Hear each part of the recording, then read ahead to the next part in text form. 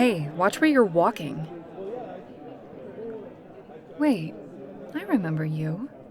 Are you and Katie friends now? Oh, you work together. I see. Yeah, she and I are still friends from high school. We kept in touch. She wanted to throw a little summer cookout, and now there's like 8 million people here. How does she even know this many people? I feel like I can barely keep up with my one group chat. Okay, well, you seem very short with me, and I do not get why. Like, I'm sorry for bumping into you earlier. It's just crowded in here. If it's not that, then what? Oh. Oh.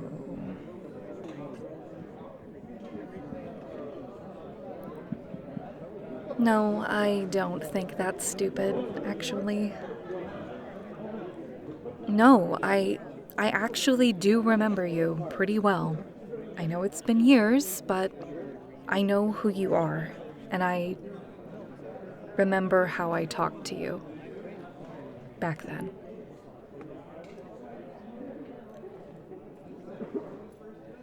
Okay, but it was never about whether or not you deserved it for me. You get that, right?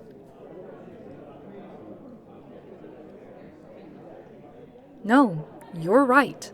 I was shitty to you, and I regret it. Okay? I really regret it, and seeing you now, it makes me feel like triple crap to know that that's who I was. But it wasn't about you. You have to have figured that out, right? It wasn't actually personal. Yeah, I totally get how it would feel personal. But the way I was acting back then really didn't have anything to do with you. It was aimed at you, and it shouldn't have been. Okay? Do we need to talk about this right now? Can't you just go enjoy a burnt hot dog and we'll leave it at that? Come on, you don't really want to know why I was like that. The reasons I said the stuff I said to you when we were in high school really have nothing to do with you, okay? Can you seriously not let this go? Please? Yeah, I know it's rich for me to be asking anything of you. I get it. Can we please just not talk about it here? Oh my God, you're like a dog with a bone. Fine. Let's find an empty room and relitigate being teenagers. Okay, here's the spare room she's using as the coat room. There's a ton of purses in here. Try not to trip on anything. Okay, fine. We'll talk about this. Can you just tell me why you're so insistent about it? You're still hurt by it? Really? No, I mean, you're entitled to your feelings. I don't think they're dumb. I just didn't think you ever cared about what I said. That's fair. Okay, listen. You want to know the real truth, why I was really such a crabby bitch to you all the time when we were in high school? Here it is. My home life sucked. I know that's not an excuse, but that's the truth. Nothing I ever did was good enough for my parents. I could have been the first person on the moon, and they would have asked, why not Mars? Meanwhile, my sister was perfect. If I got a 3.9 GPA one semester, she got a 4.0. if I got first chair in the band, she won 10 medals in track and field. And my dipshit parents always wanted to know why couldn't I be more like her. So I had this stupid, crushing weight pressing down on my skull literally every second of every day about how I'm not good enough and I'll never be good enough. And after a while, why should I even try? And then I would see you. You didn't seem like anything special, but there you were, having a good day, every day. Didn't matter about your grades, or how mean anyone was to you, or if your friends were mad at you, or anything. It seemed like the ground could have opened up and swallowed you, and you would have just been like, oh well, gotta do my best. Like, you were never going to let anything ruin your day. And it made me so mad because, like, why couldn't I be like that? My parents are so shitty to me. My sister is so perfect. So what? Why couldn't I just say, whatever, I'm not gonna let it ruin my day? But I couldn't. I couldn't let myself enjoy a single thing that ever happened. And it seemed so unfair. You were always doing your best, no matter what was happening to you, and I couldn't do that. And it made me hate you. How could you walk around being so resilient when the world was so obviously crap? Even when Adrian started that rumor about you in 11th grade and everyone was looking at you weird, you just shrugged it off. Like it didn't even matter. If that had happened to me, I would have just laid down on the floor and waited for the janitor to put me in the dumpster. But not you. You just kept on going. And it seemed like you never had a bad day. And that didn't seem fair. So I wanted to make sure that you had one. And it seemed harmless, because no matter what I said to you, it just didn't seem to affect you at all. So you were like a free punching bag. Every bad feeling I ever had, I could just dump on you.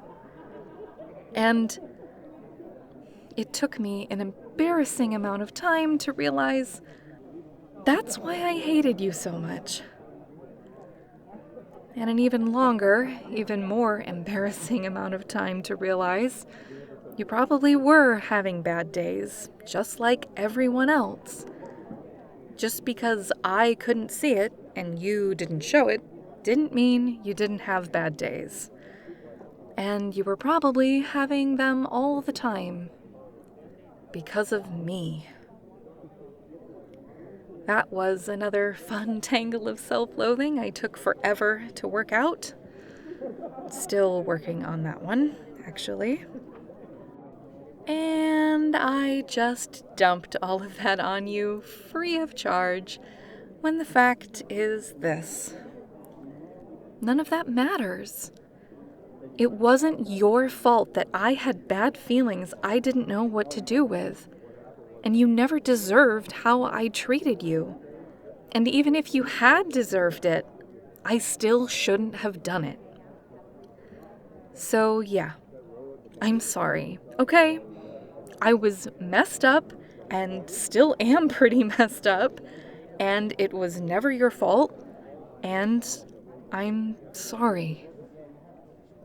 I'm trying to not be that person anymore. And if you're really cool and patient with me, even if you never find it in your heart to forgive me, which you don't have to, because, let's face it, I haven't earned it. But if you can be cool while we're at this party, or anything else Katie invites us both to, then I promise I will do my very best never to be that person to you, or anyone, ever again. Really? Thanks. No, you don't have to be ready to forgive me, like I said. But It means a lot to me that you ended that sentence with yet. That we might get there.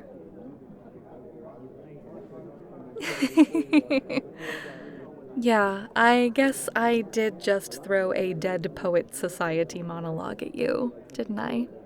Sorry. What? Brave? How is that brave? Yeah, I guess it did take a lot to be honest like that. To admit fault to someone I never wanted to look weak in front of. Well, yeah.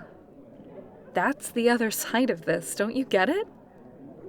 I admired you. I wanted to be what I thought you were. Even if you hated me, at least you didn't think I was pathetic.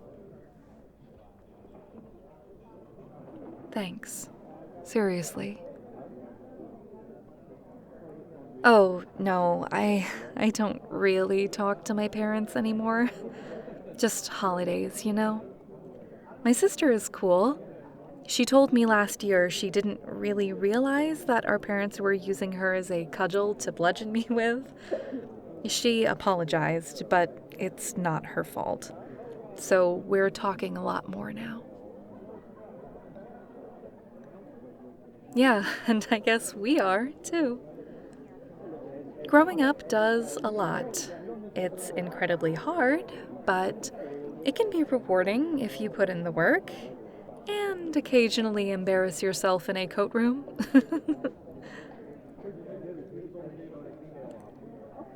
Yeah, I think it's time for some lemonade. Katie put out one of those big coolers in her kitchen. Do you want to get some and talk about everything after high school with me? Okay, good. That'll be way less embarrassing for me. Thanks. And thanks for being cool about this. Really. You really are as cool as I always thought you were. Okay, lemonade time.